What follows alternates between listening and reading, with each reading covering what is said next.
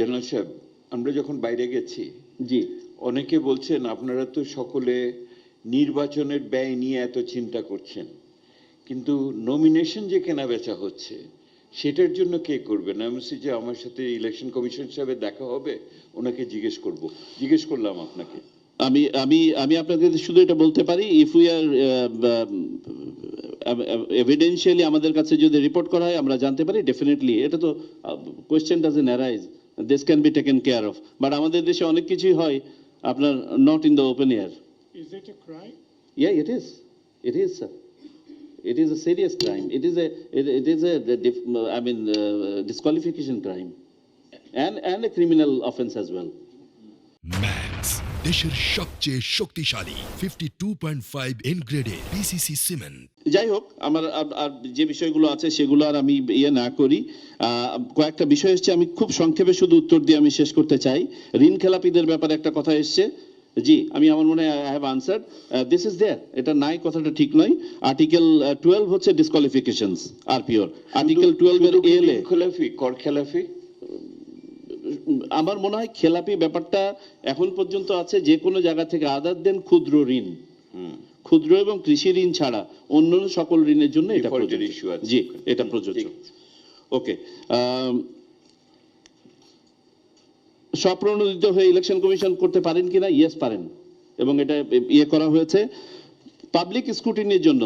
Reform কমিশনের একটা proposal ছিল একটু দীর্ঘ সময় ধরে যেন পাবলিক স্ক্রুটিনির জন্য হলফনামাগুলো রাখা হয়, বিশেষ করে ইয়েটা তার আয় ব্যয়ের হিসাবটা। আমরা সেই ব্যবস্থা করেছি, কিন্তু যে কারণে এবার শিডিউলটা ডিক্লেয়ার করা হয়েছে 62 দিন আগে। সাধারণত 62 দিন নেওয়া হয় না, 50-55 দিনেই হয়ে যায়। আমরা দুটো তিনটে জায়গায় সময়ের প্রয়োজনীয়তা বোধ করেছি, বিধায় দিয়েছি।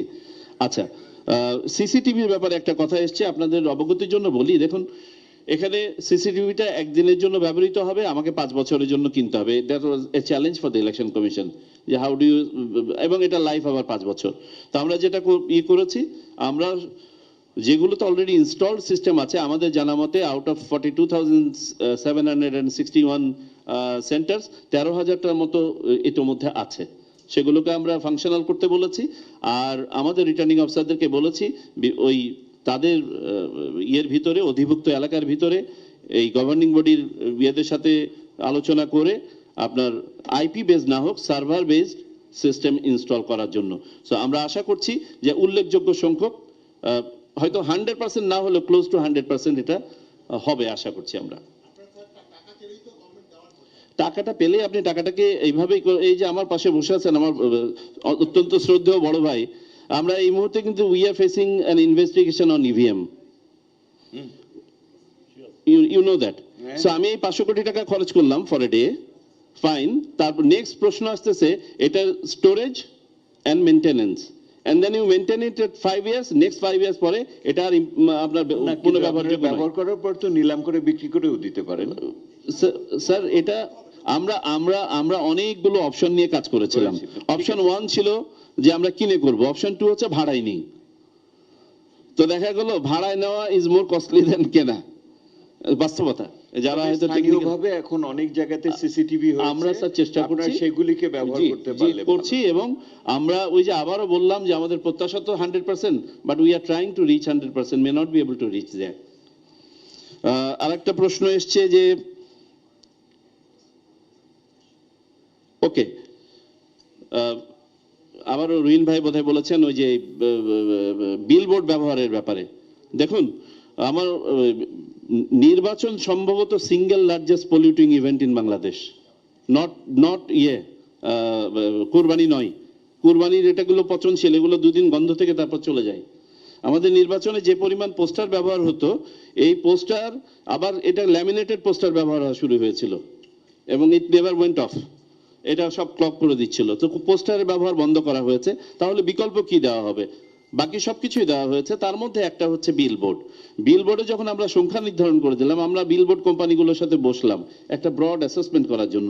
কেউ যদি বিলবোর্ডে 20% এক্সপেন্ডিচার করতে চায় তার খরচে, তাহলে কতটা পারে? আমরা হিসাব করে দেখলাম অ্যারাউন্ড 20টা পারে। আমরা 20টাতে নির্ধারণ করলাম সংখ্যাটা। সবাই গিয়ে বললেন আমার এখানে তো ইউনিয়নই আছে 20টার বেশি, আমার ওয়ার্ড আছে। তো আমরা আবার ঠিক আছে অ্যালাউ করলাম যে আপ টু ইউনিয়ন বা ওই মেট্রোপলিটন এরিয়াতে ওয়ার্ড পর্যন্ত। বাট আপনাকে তো কোনো না কোনো একটা মাধ্যম দিতে হবে, তবে ইন ফিউচার আমার মনে হয় এগুলোকে আরো ট্রিম করে ফেলতে হবে আমাদেরকে। আমাদের এখন ডিজিটাল মিডিয়ামগুলো এত অ্যাক্টিভ, আমাদের সোশ্যাল মিডিয়া এত অ্যাক্টিভ, সেখানে আমাদের এত ভিজুয়াল প্রচারণার দরকার কেন?